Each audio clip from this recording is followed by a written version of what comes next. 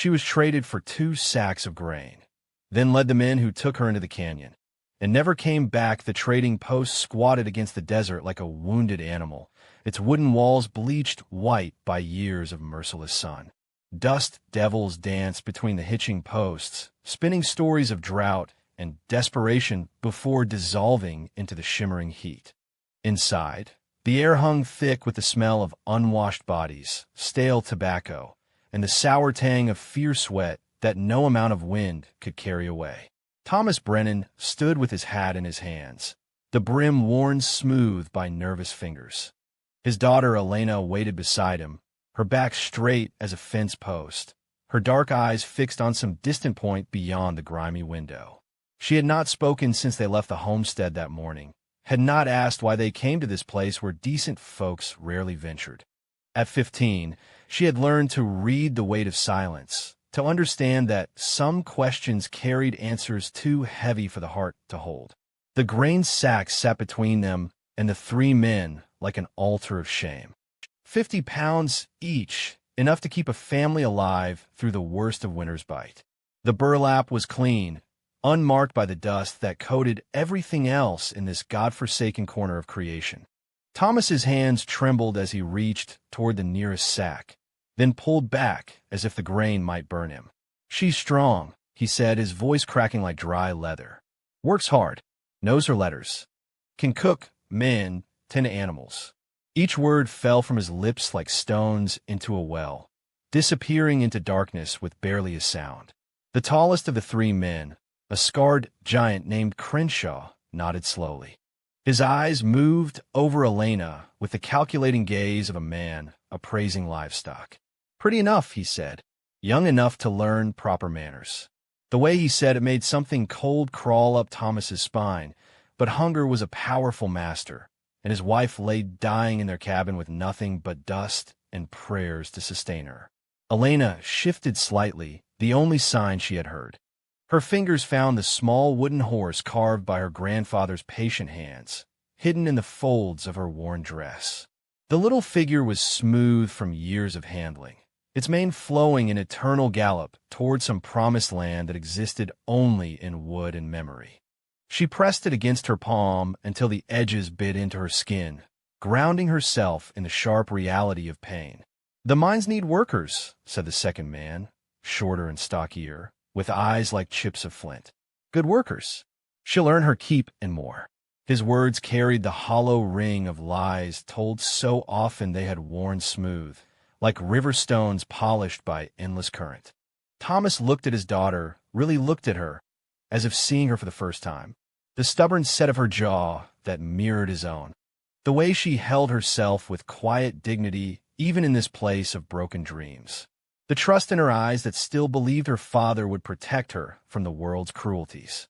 That trust cut deeper than any blade, open wounds that would never properly heal.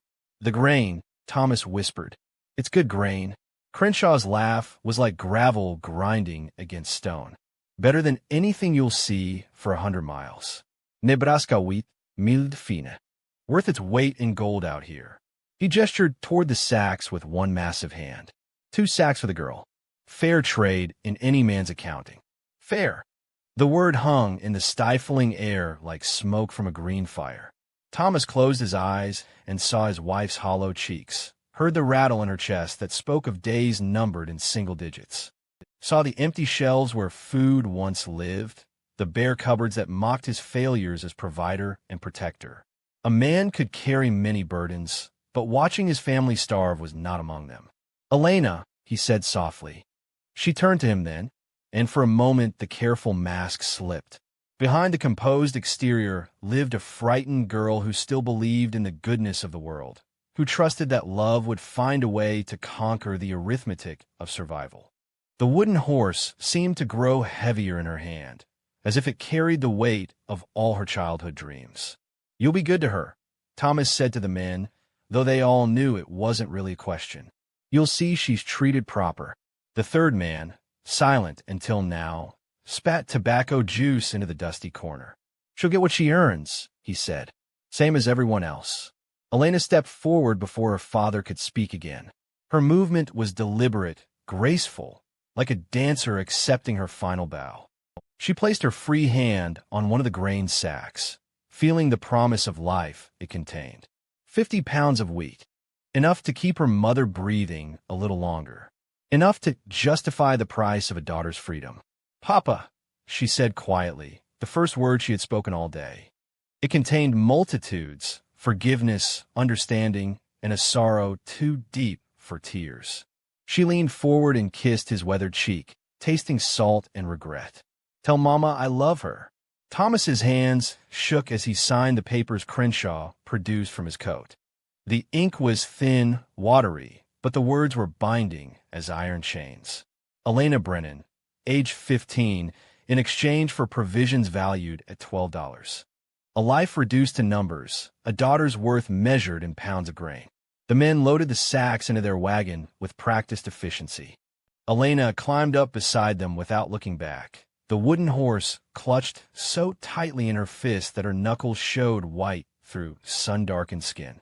As the wagon rolled away from the trading post, dust rising like a funeral shroud behind the wheels, she finally allowed herself one glance toward home. The desert stretched endless in all directions, a sea of sage and sand that swallowed sound and hope with equal hunger. Somewhere in that vastness, her mother waited for grain that would come too late to matter. Somewhere behind them, her father stood watching his daughter disappear into a future he could not imagine and dared not contemplate. Elena faced forward as the trading post dwindled to a speck, then vanished entirely. The wooden horse pressed against her palm like a prayer made solid, a reminder of the girl she had been before the world taught her the true weight of grain. The men spoke among themselves of silver mines and easy profit, their voices mixing with the creak of wagon wheels and the whisper of wind through thorn brush. But Elena listened to older voices now, carried on the desert air, her grandmother's stories of ancient paths and sacred places, of canyons where shadows held memory and stone remembered every footstep. The men thought they had bought her silence along with her service, but they could not purchase what lived in her blood, the knowledge passed down through generations of women who understood that some debts could only be paid in full. As the sun began its descent toward the western mountains, painting the sky in shades of copper and flame, Elena closed her eyes and let her mind wander the secret paths of memory, following trails that led deeper than any silver mine, to places where the old laws still held sway and justice wore faces carved from living rock. By the third dawn, Elena had become a creature of gestures and knowing glances, her voice locked away like water in a desert well. She pointed to the eastern horizon where dust clouds gathered, signaling riders 2 hours before the men could see them. Her finger traced paths through sage and creosote that avoided the worst of the alkali flats, where horses would founder and men would die of thirst with water just beneath their feet. Crenshaw watched her with growing unease, his scarred hands tightening on the reins each time she guided them away from what looked like perfectly good ground. The girl sat beside him on the wagon seat, her back straight as a lodgepole pine, her dark eyes scanning the endless expanse with an intensity that made his skin crawl. She saw things that weren't there, or perhaps saw things that were there, but hidden from lesser eyes. "How'll she know which way to go?" muttered Pike, the stocky man who rode alongside the wagon. His horse danced nervously beneath him, picking up on tensions that rode the desert air like heat shimmer. "Ain't no roads out here. No marques. Just sand and thorn and empty sky." Elena's head turned slightly at his words, but she didn't speak. Instead, she lifted her hand and pointed toward a cluster of distant mountains that wavered in the morning haze. Her gesture was fluid, certain, as if she were following a map written in the language of stone and wind. The wooden horse remained clutched in her other hand, worn smooth by 3 days of constant handling. The third man, Valdez, spat into the dust and wiped sweat from his brow. Maybe her people came through here before, trading routes and such. But his voice carried doubt, and his eyes never left Elena's profile as she continued to guide them through passages that seemed to exist only in her mind. On the first day, She had saved them from a flash flood that roared down from the mountains without warning. She had stood suddenly in the wagon, her body tense as a bowstring, then pointed urgently toward higher ground. Crenshaw had cursed her for slowing their progress, but 20 minutes later the wash filled with muddy water that would have swept them all to their deaths. They found the bones of a previous traveler's mule wedged against a cottonwood tree, picked clean by buzzards in time. On the second day, she had led them around a stretch of country that looked no different from any other. Rolling hills covered in sparse grass and scattered juniper. Only later did Pike discover the tracks. Unshod horses moving in patterns that spoke of war parties and blood feuds. A patchy sign, fresh enough to smell the smoke from their morning fires. Elena had known, somehow, and guided them wide around death wearing feathers and war paint. Now, as the sun climbed toward its merciless zenith, she directed them through a maze of arroyos and rock formations that seemed to shift and change when a man wasn't looking directly at them. The desert played tricks on the mind, showed water where there was only sand, promised shade where only blazing emptiness waited. But Elena moved through the illusions like they were old friends, never hesitating, never doubling back. "Girls got witch blood," Valdez whispered to Pike when he thought she couldn't hear. "My grandmother told stories about women like that. Brujas who could speak to spirits, find water in the dry places, walk between the world of the living and the world of the dead." Elena's lips curved in the faintest suggestion of a smile, but she kept her eyes fixed on the horizon. Her grandmother had indeed told stories, but not of witches. Stories of women who remembered the old ways, who carried knowledge in their bones like marrow, who understood that the land itself was alive and spoke to those who knew how to listen. The desert was not empty. It was full of voices, full of memory, full of lessons written in stone and star. As the day wore on, the men grew more restless. The silver mine they sought lay somewhere ahead, a strike so rich it would make them wealthy beyond their wildest dreams. Or so they told themselves. But the desert had a way of changing a man's plans, of taking what he thought he wanted and showing him what he truly deserved. Elena raised her hand suddenly, bringing the wagon to a halt. She stood carefully, balancing against the sway of the wooden seat, and shaded her eyes with one small hand. In the distance, heat waves danced over red rock formations that rose from the desert floor like ancient monuments. The men saw only more obstacles to navigate, more delays in their journey toward fortune. But Elena saw something else entirely. She saw the mouth of a canyon that her grandmother had described in stories told by firelight, when winter winds howled around their cabin and the outside world seemed very far away. A place where the old ones had walked, where spirits still gathered to witness the endless dance of justice and mercy. A place where accounts were settled and debts were paid, where the price of a girl sold for grain might finally come due. "We go around," she said quietly, her first words in 3 days falling into the silence like stones into still water. Crenshaw's head snapped toward her, surprise and irritation warring in his weathered features. "You could talk after all." His voice carried an edge of mockery, but underneath lay something deeper, relief, perhaps, or fear. "Thought maybe we'd bought ourselves a mute." "Around," Elena repeated, pointing to the north where the desert stretched unbroken toward distant purple mountains. "The canyon is not for us."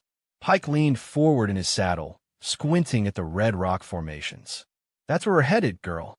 Map shows silver veins running right through them rocks. That's where we make our fortune." Elena turned to look at him fully for the first time since leaving the trading post. Her eyes held depths that seemed older than her 15 years, knowledge that had been passed down through generations of women who understood the true cost of taking what was not freely given. "Some fortunes cost more than a man can pay," she said softly. Valdez crossed himself reflexively, though he would have denied the gesture if asked. "The girl speaks in riddles," he said, "probably trying to slow us down. Maybe her people got claims on that silver." "No claims," Elena said, her voice barely audible above the whisper of wind through sage. "Only debts. Old debts that wait in the darkness for their day of reckoning." Crenshaw's patience snapped like a dry branch. He grabbed Elena's arm, his fingers digging into flesh made tender by 3 days of desert sun. Enough mystery talk, girl. You'll guide us where we want to go, or you'll find yourself walking home through rattlesnake country. His grip tightened until she winced. We didn't pay good grain for a profit. We paid for a worker, and workers do what they're told. Elena looked down at his hand on her arm, then back up at his face. For a moment, something flickered in her eyes. Not fear, but pity. She understood, perhaps better than the men themselves, what drove them into the desert's embrace. Greed was only part of it. Desperation was the rest. The same desperation that had driven her father to trade his daughter for 2 sacks of grain. "I will guide you," she said finally, her voice carrying the weight of prophecy and resignation. "I will take you exactly where you want to go." She settled back onto the wagon seat and pointed toward the canyon mouth, where red rock walls rose like cathedral spires against the endless blue sky. The wooden horse seemed to grow heavier in her hand, as if it understood what lay ahead, the price that would be asked and the payment that would be rendered. Crenshaw released her arm and snapped the reins, urging the tired horses toward the distant canyon. Behind them, their tracks in the dust began to fill with wind-blown sand, erasing all sign of their passage like the desert itself was already forgetting they had ever existed. Elena closed her eyes and listened to the whisper of ancient voices carried on the desert wind, voices that spoke of justice delayed but never denied, of canyons that remembered everything and forgave nothing.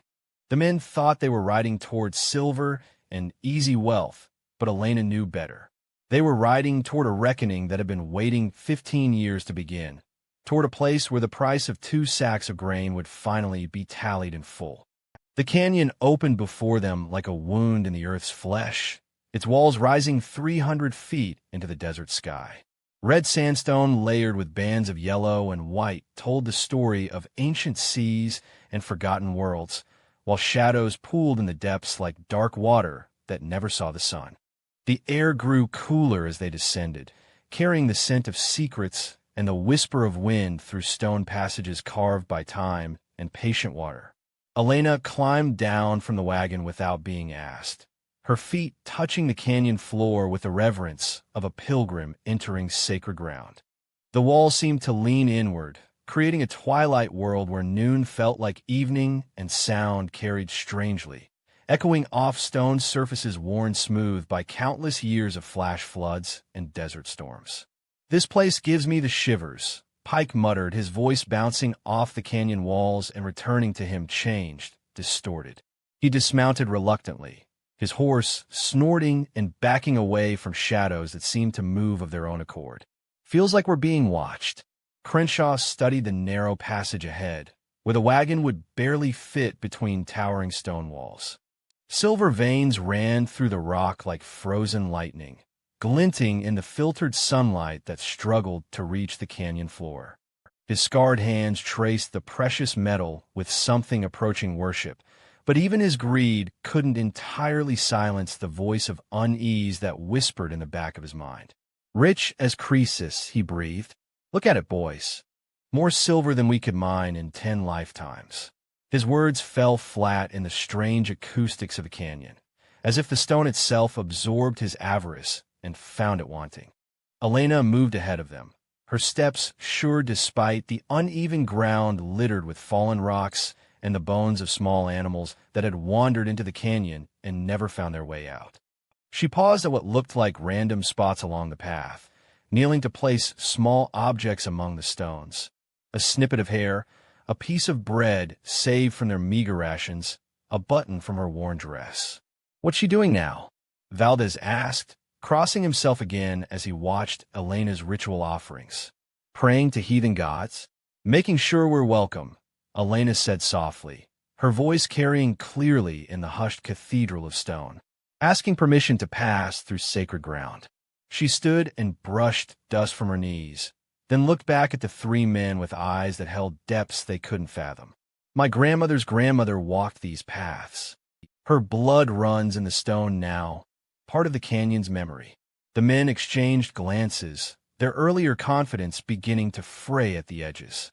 The canyon pressed close around them, its walls seeming to pulse with some ancient heartbeat that matched the rhythm of their own increasingly anxious breathing. But the silver called to them, more precious than water in the desert, more valuable than the souls they had long since traded away. As they moved deeper into the canyon, the walls grew higher and the path more treacherous. Elena led them through passages that seemed too narrow for the wagon, yet somehow the wooden wheels found purchase on stone worn smooth by centuries of use. She knew exactly where to step, where to pause, where to whisper words in a language that predated Spanish and English and spoke directly to the stone itself. The men began to notice things that didn't belong to the natural world. Symbols carved into the rock face, so old they seemed to have grown there rather than been made by human hands.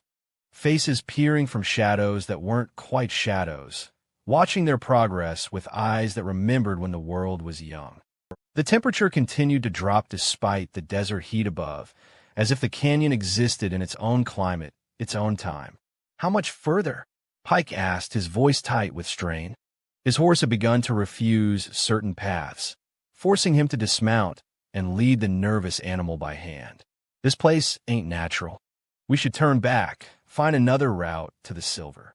Elena stopped walking and turned to face them. In the filtered light of the canyon, her features seemed older, more defined, as if she were becoming something other than the frightened girl they had bought for 2 sacks of grain. "There is no other route," she said simply. "The silver you seek lies at the heart of the canyon, where the old ones built their final temple. But some treasures exact a price that cannot be paid in coin." Crenshaw pushed past her, his boots scraping against stone that had witnessed the rise and fall of civilizations. "Enough riddles, girl. Show us the silver, or we'll leave you for the buzzards."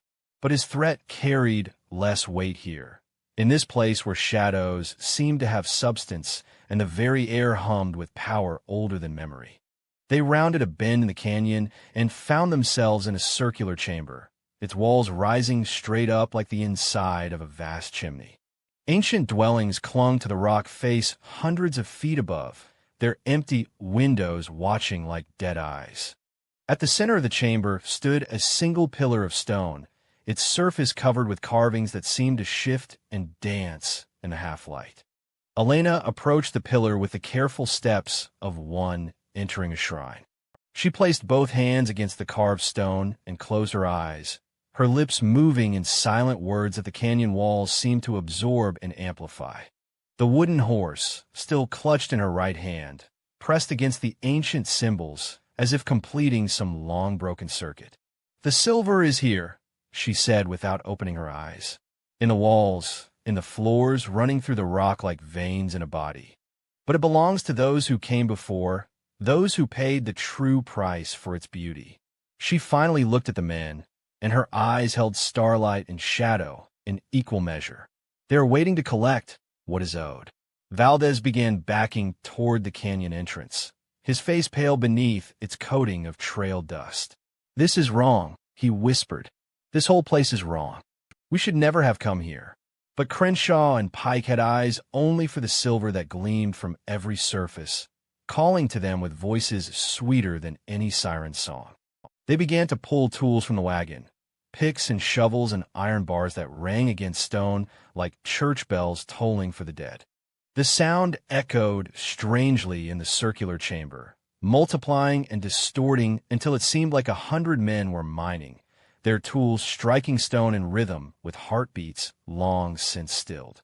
Elena moved away from the pillar and began walking the perimeter of the chamber, stopping at intervals to place more offerings. Strands of her hair, drops of her blood pricked from her finger with a sharp stone, words whispered in the old language that her grandmother had taught her in dreams. With each offering, the shadows seemed to grow deeper, more substantial, as if the canyon itself were awakening from a long sleep. "She's calling something," Valdez said, his voice cracking with fear. "Calling to things that should stay buried." He mounted his horse and wheeled toward the canyon entrance. But the narrow passage that had admitted them now seemed to twist away from itself, creating paths that led nowhere and everywhere at once. The men continued their work, deaf to his warnings and blind to the changes happening around them. The silver came away from the rock easily, too easily, as if it wanted to be taken. Their pockets filled with precious metal, while their souls grew lighter, less substantial, as if the canyon were claiming payment in ways they couldn't understand. Elena completed her circuit of the chamber and returned to the stone pillar. She pressed the wooden horse against its carved surface one final time, then stepped back as the ancient symbols began to glow with their own inner light. The shadows on the canyon walls started to move with purpose, reaching out like fingers of darkness seeking what was rightfully theirs. "The debt is called due," she said, her voice carrying the authority of generations. "The canyon remembers everything, every life taken, every trust broken, every child sold like chattel in the marketplace of desperation." She looked at each of the men in turn, seeing past their greed to the emptiness beneath. Some prices can only be paid in the coin of the soul, and yours have been weighed and found wanting. The shadows began to descend from the canyon walls, carrying with them the weight of justice too long delayed, while Elena stood at the center of the chamber like a priestess presiding over the final ceremony of an ancient and terrible faith. In the deepest heart of the canyon, where sunlight had never touched stone and the air tasted of eternity, Elena finally stopped walking. The men had followed her through passages that seemed to exist only when she willed them into being, past walls covered with petroglyphs that watched their progress, with eyes carved by hands that had crumbled to dust before Christ walked the earth. Here, in this place where the canyon's memory ran deepest, she knelt among stones worn smooth by ceremonies older than recorded time. The wooden horse felt warm in her palm, as if her grandfather's carving had absorbed all the love he could not speak, all the protection he could not provide. She placed it carefully among the ancient offerings, pottery shards, arrowheads, and bones polished to ivory by countless years of patient wind. "Get up," Crenshaw commanded, his voice echoing strangely in the circular chamber that had opened around them like a flower made of stone. Silver veins ran through every surface here, thick as a man's wrist, more wealth than any of them had imagined. But his words carried less weight than they once had, as if the canyon were teaching him the true measure of his authority. Elena remained kneeling, her hands pressed flat against stone that hummed with power. "This is as far as we go," she said quietly. "This is where accounts are settled and debts are paid."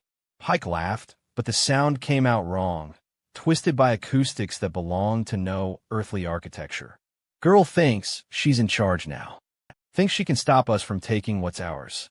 He hefted his pick, its iron head gleaming with reflected starlight that somehow found its way into this buried chamber. Maybe it's time she learned different. But when he stepped toward Elena, his feet would not carry him forward. The stone floor beneath his boots had become soft as quicksand, though it looked no different than before. He stumbled, caught himself, tried again. Each step seemed to take him further from his target, as if the very ground conspired against his intentions. Valdez had given up trying to mine the silver. His tools lay scattered where he had dropped them, their metal surfaces already beginning to tarnish in the strange atmosphere of the deep canyon. He sat with his back against the curved wall, watching shadows move across stone surfaces in patterns that hurt to follow with the eye. "She's done something to this place," he whispered. "Changed it somehow. Made it into something that ain't natural." Elena rose slowly, gracefully, like smoke ascending from a sacred fire. Her movements carried the weight of ritual, of ceremony passed down through generations of women who understood that some truths could only be spoken in the language of blood and stone. The canyon walls seemed to lean inward, listening as she began to speak. "My grandmother told me stories," she said, her voice carrying clearly despite its softness. "Stories of the old ones who built this place, who understood that the earth itself was alive, that it remembered every kindness and every cruelty visited upon its children." She turned to face the three men, her eyes reflecting light that came from no visible source. "She told me about the price that would one day be asked, The reckoning that would come when the scales of justice grew too heavy to ignore. The shadows on the canyon walls began to move with purpose, flowing like water, but retaining the substance of darkness itself. They reached out toward the men with fingers that remembered the touch of flesh, with faces that had once breathed desert air and loved the warmth of sunlight on their skin.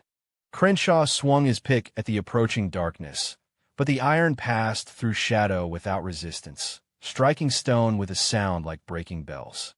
"What do you want?" he shouted, his voice cracking with fear he would never admit to feeling. "What do any of you want from us?" Elena's expression softened, as if she were looking at children who had finally asked the right question.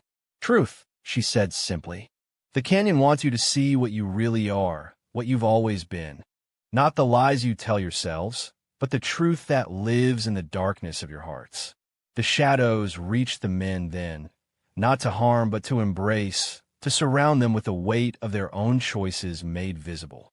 Pike found himself looking into the face of every person he had cheated, every trust he had broken, every life he had damaged in his climb toward wealth that always seemed just out of reach.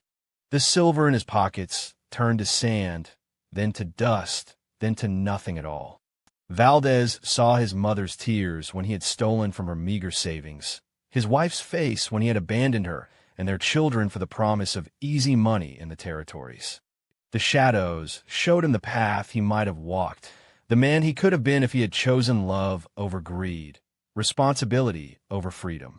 And Crenshaw saw Elena as she truly was, not property to be bought and sold, but a human being with her own dreams and fears and hopes. He saw her father's agony at the trading post, the terrible arithmetic that had driven a good man to make an impossible choice. He saw the girl he had purchased like livestock and understood finally the weight of what he had done. The canyon did not judge them harshly. It simply showed them themselves without the comfortable lies that had made their choices bearable. Some truths were too heavy for the human heart to carry, and one by one, the men felt the weight of their deeds pressed down upon them like the full mass of stone above their heads.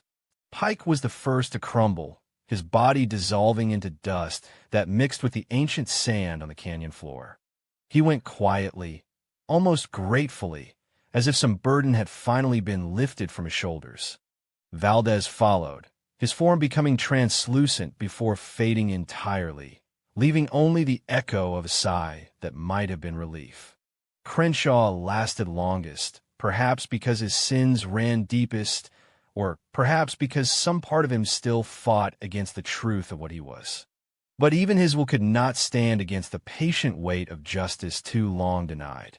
He looked at Elena one final time, his eyes holding something that might have been apology, then scattered like leaves before an autumn wind.